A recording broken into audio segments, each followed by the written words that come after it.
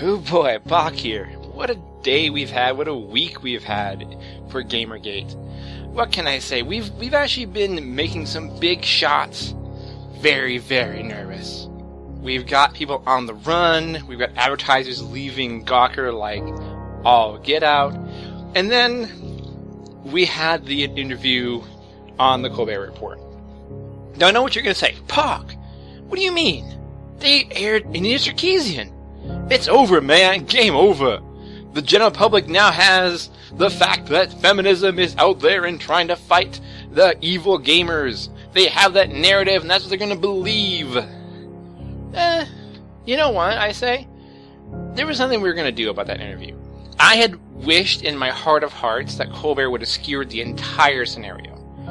I didn't want to say that. I mean, I saw some people talking about it online. I didn't want to say that because I know people are going to be like, well, are you just trying to make fun of all of us? Do you want him to do that? It's like, well, taking the piss out of all of us wouldn't have been a bad thing, and would have been the best possible outcome for that interview. This one falls kind of in the middle, kind of how I expected it would go. Again, he's not going to skewer her. He let her have her platform. He didn't really challenge her much. But it's not her I'm really concerned about. Oh no. No. The utter brilliant part of the interview had absolutely nothing to do with her and everything to do with Gamergate. Everything to do with what we're fighting for. Now, first of all, he did give us a balanced opening segment, so I can't complain on that. You know, he at least presented both sides, and for the first time was actually talking about ethics. And yeah, he let her dismiss it, but before she dismissed it, he dismissed game journalism. That's right, folks. Watch the interview back. Keep in mind that Colbert's personality on the show is a hyperbolic, very much trumped up version of what he hates. You see, like when he went on Bill O'Reilly's show and openly mocked the fact that he's nothing more than a parody of Bill O'Reilly and mocking everything about that scenario, you have to understand that that's what he does.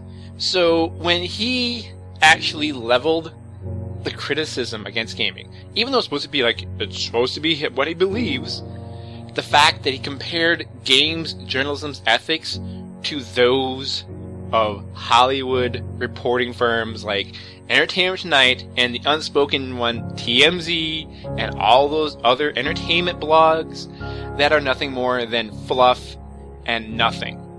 And the crowd roared their approval of this. They laughed in the face of every single gaming quote-unquote journalist out there because they feel that ethics in games journalism is just a ridiculous concept. Let that sink in for a second. The general public, who may or may not know about this, who laughed along with Colbert, just laughed right in the faces of the people that we are on the opposite side of. That's right, folks. Shots were fired directly at every games journalist. And every games journalist should have this cutting to the bone right now. Because if you actually take your job seriously, if you actually wanted games to be treated like an art form, if you genuinely believed that your reviews were up there with critiques by, any real notable critic. I can't even talk, I'm so happy. Any notable critic, like, even somebody as influential as, Ebert was. If you want to get to that level of respect where people actually listen to what they had to say, you have now been dropped down to tabloid TV. You've been dropped down to the people that discuss the dresses at the awards shows. You have been lowered down to that lowest of levels, ladies and gentlemen of the press. You have been mocked on national TV, on national TV I should say, syndicated television, and the internet by one of the most watched people on that medium. I would feel terrible if I were you right now. I would want to crawl into a hole and never be seen again if I did not do something to change this.